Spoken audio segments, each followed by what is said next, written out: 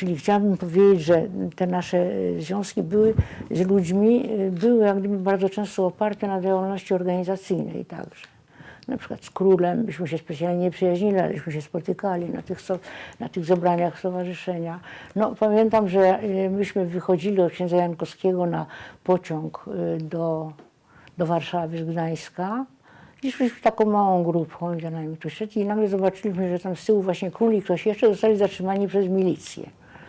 No więc stanęliśmy, żeby zaczekać, w razie czego, żeby jakoś interweniować, ale oni tak się właśnie coś czepili, czegokolwiek. Prawdopodobnie byli nasłani, ale nie wiedzieli, co z tym fantem zrobić. Także tak mówię, że w ogóle byliśmy właściwie często śledzeni. Ja w takim artykule, kiedy bardzo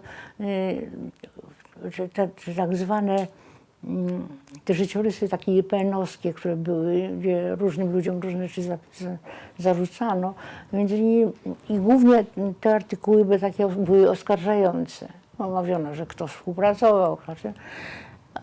I nagle się ukazał taki artykuł jednego z tych IPN-owców poświęcony Arturowi. I było tam duże zdjęcie Artura i trudno sobie wyobrazić lepszą ocenę. Nie wiem, co od niego wstąpiło. Nawet to mogło budzić niepokój, jak to się dzieje, bo on właściwie mówił, że tak, był bardzo zaangażowany, ale właśnie był bardzo też w jakimś sensie szanowany, ale śledzony był do końca życia. Proszę sobie wyobrazić, już w wolnej Polsce. A on to wiedział, bo były takie, czyli tak nie popuszczali tak łatwo. Tak. Nie znaczy, że był jakimś zapalonym działaczem, ale był człowiekiem, który miał wielkie kontakty międzynarodowe. I to oczywiście wpływało, bo myśmy mieli na przykład takiego przyjaciela, ambasadora Szwecji, który uprawiał footing. I bywaliśmy u niego na takich spotkaniach, trudno z przyjęciami, bo to było bardzo niekonwencjonalne. I on się podjął tego, żeby ponieważ to w czasie stanu wojennego, ponieważ pen klub nasz był zawieszony, nie mieliśmy żadnych możliwości organizowania się, byliśmy ciekawi, jakie są instrukcje i co się dzieje w innych oddziałach pen klubu. I on, ponieważ bywał ze Szwecji i miał połączenie ze Szwecją, udawał, że ten footing go kieruje w nasze strony i od czasu do czasu wpadał do naszego domu, właśnie taki ubrany, no nie goły ani nic, ale w każdym razie taki jakiś kurteczce i mówi właśnie, chciałem Państwu powiedzieć, że to i to.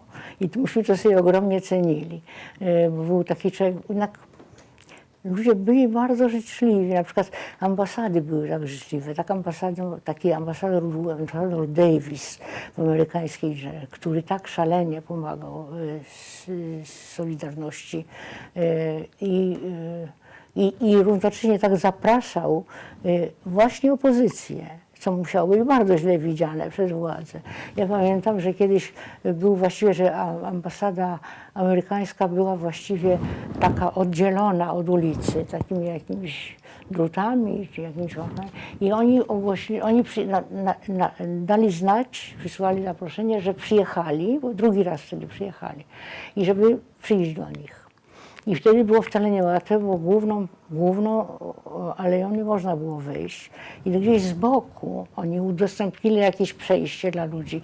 I to, co tam było, i to zbiorowisko, które tam było, to były wszyscy działacze opozycji, jakich można sobie wyobrazić, którzy przyszli i bali się, bo bardzo były źle widziane, muszę powiedzieć, wizyty u ambasadora. Także niektórzy się powstrzymywali od tego. Ale wszyscy oczywiście tam przyszli, Geremek, no w ogóle mam takie jakieś zdjęcie z tym, że Geremek właśnie w Frassingu, no strasznie dużo ludzi, bardzo sympatyczna atmosfera.